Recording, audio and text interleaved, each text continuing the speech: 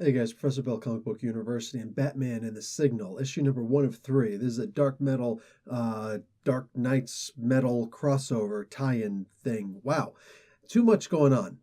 All right, too many words in that. So we get the new Duke Thomas. Basically, this is his brand new suit. We get to see what he could do now with it.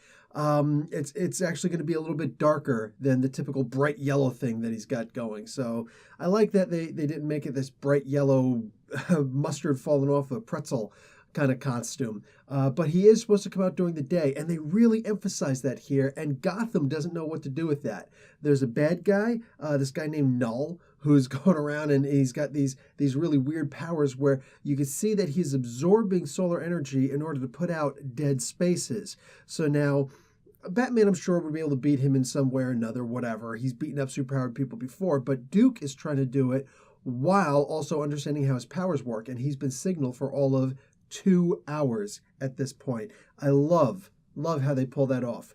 So he handles a lot of what he'd learned through memory. He was told all these things, so he's recalling how Batman had said, well, there's this and there's this and there's this and all these different things. So anyway, basically he's going to beat him up by hitting the guy in the pressure points where the solar energy very specifically is being absorbed. So it's not just an abstract absorption. He can actually see the specific pressure points almost where the energy is being absorbed, which is awesome. That's actually really cool. That's an interesting concept.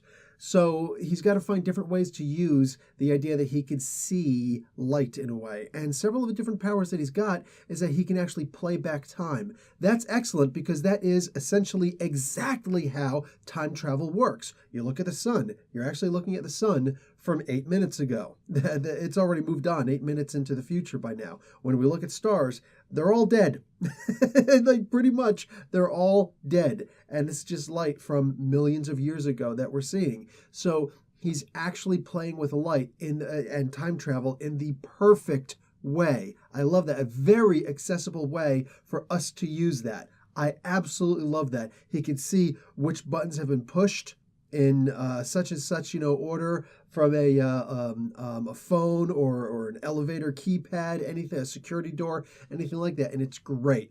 I'm really digging the way this works. Now, basically, as he's learning his power, he comes to this one area where, it was a trap. He was actually entrapped, and now the next issue is apparently, remember this is part 1 of 3, apparently he's got to fight Batman in some way. So he's going to be mind altered, whatever. There are 3 metas standing over him who have very exertive powers, while his is very internal, and you have to actually use it in combination with your fighting skills.